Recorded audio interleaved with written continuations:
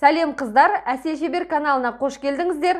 Сіздермен бүгін подсолнух, яғни күнбағыс тоқитын боламыз. Каналдағы видеолардың алғашқылардың бірі болып көру үшін менің каналыма тіркеліп, қоңыраушаны басып қоюды ұмытпаңыздар. Күнбағыстың ішкі жағы қоңыр жылтыр жіп, яғни люрекс араласқан жіп, оның крючогының номері 3,5 мм, ал сыртқы жағы сары травка жібі, крючогының номері 4 мм. Ең алдымен ішкі жағын тоқу үшін круг жасап аламыз. Ол үшін 5 воздушная петля тоқып, осы петляларды бір-бірімен, міне біріншімен ең соңғыны круг етіп жабамыз. Ол үшін соединительный столбикпен, яғни бір петляны екі петлядан да өткізіп, осылай дөңгелекше етіп аламыз. Осының ішінен біз столбик без накида тоқып шығамыз. 10 столбик без накида тоқимыз.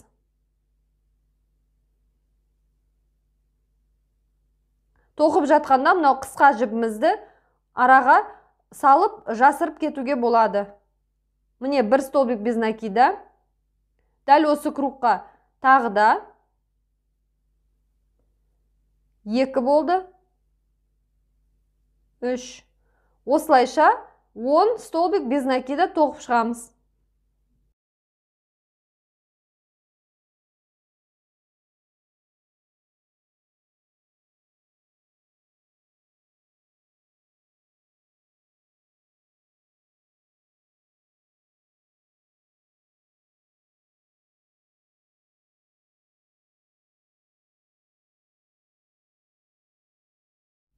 Он столбик без накида тоқып алып, ары қарай кругты үлкейте береміз. Әр қатарда арасында қосымша әр столбикке бір немесе 2 столбиктен қосып шығамыз. Сонда біздің кругымыз үлкейіп, керегінше диаметрге дейін тоқимыз. Міне біреуіне мен бір столбик және тағы да бір столбик тоқимын. Столбик без накида тоқимын. Екіншіге де дәл солай столбик без накида. Екеуін тоқимын. Келесі петляға да 2 столбик без накида тоқимын. Сонда менің тоқымам круг үлкейе береді.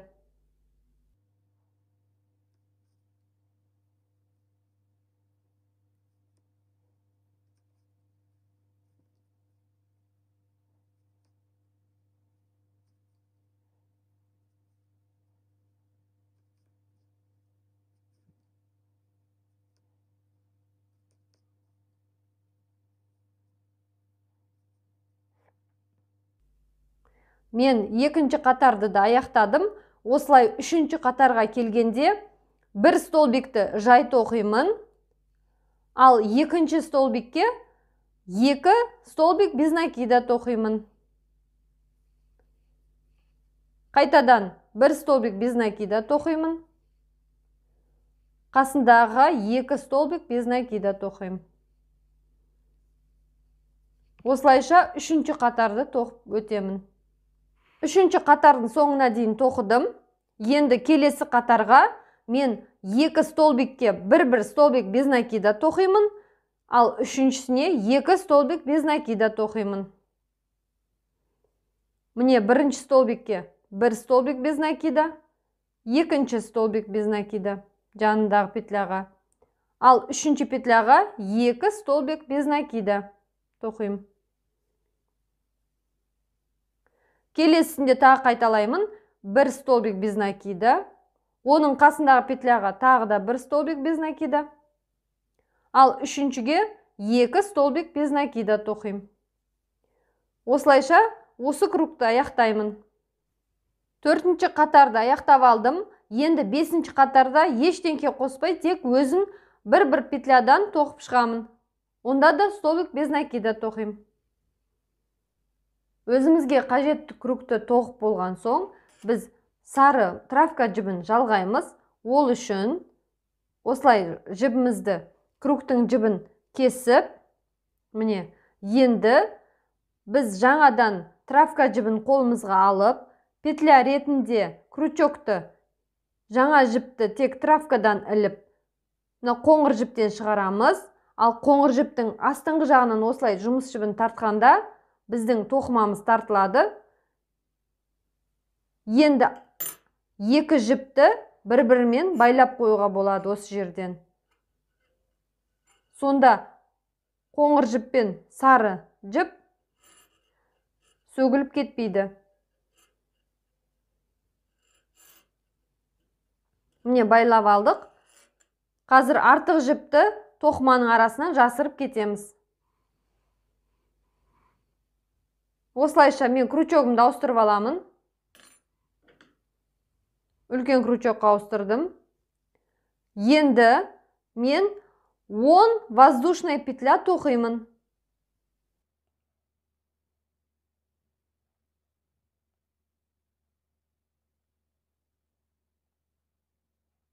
Он воздушная петля тоқып алған соң, жанындағы столбикқа, міне, жанында столбик без накида тұр, осыған мен бір столбик без накида тоқимын. Сонда екі жұмыс жібін арасына жасырып кетемін. Тоқыманың бойына жасырып кетемін. Осылайша, міне, осылай жасырып кете берем. Ал мына жаққа қазір бір столбик без накида тоқыдым. Сонда менде осындай кішкентай круг болды. Ары қарайда осылай 10 воздушная петля тоқимын.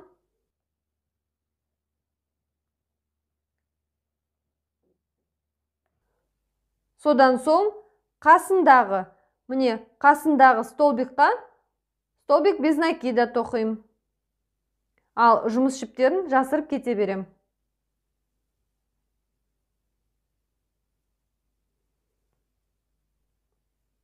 Осылайша жапырақшалар тоқылады.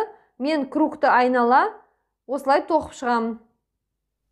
Күнбағыстың жапырақтарының бірінші қатар тоқылып бітті. Енді екінші қатарын тоқимыз. Ол үшін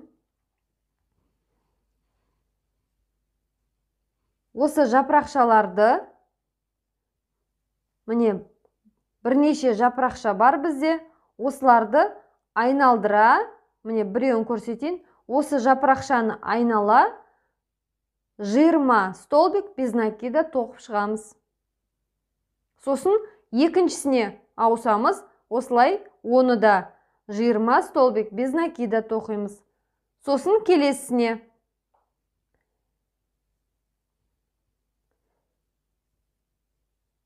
Столбик без накида тоқу үшін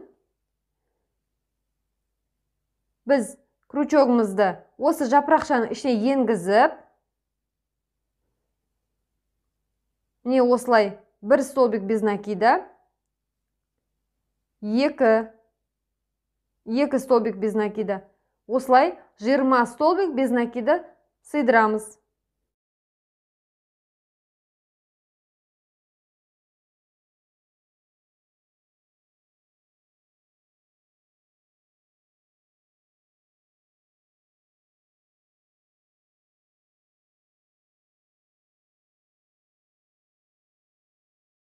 Столбик без накида жапырақшаның ішіне сыймай жатса, тоқымамызды осылай сырып, міне, сонда бізде орын пайда болады. Сөйтіп, қалған сыймай жатқан без накидаларды тоқып сыйдырамыз.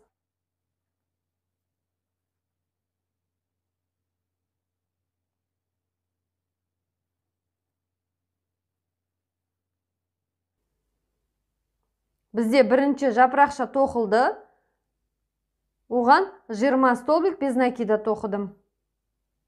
Екінші жапырақшаға ауысамыз. Міне екінші жапырақша. Осыған 20 столбик без накида тоқимыз.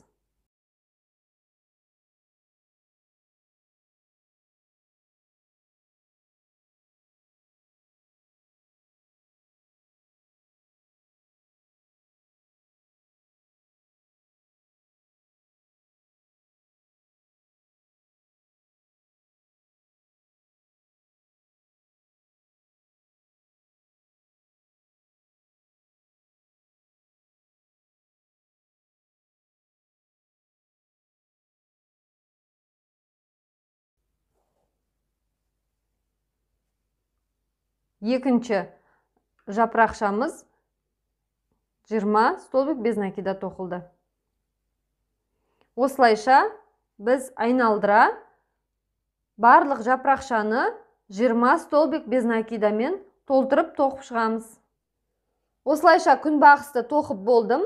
Артық жібін қиып, жасырып, картинаға тігіп қоятын боламын. Видео ұнаса лайк басып, пікір қалдыруды ұмытпаңыздар. Сіздермен болған Әсел, барлықтарыңызға сәттілік.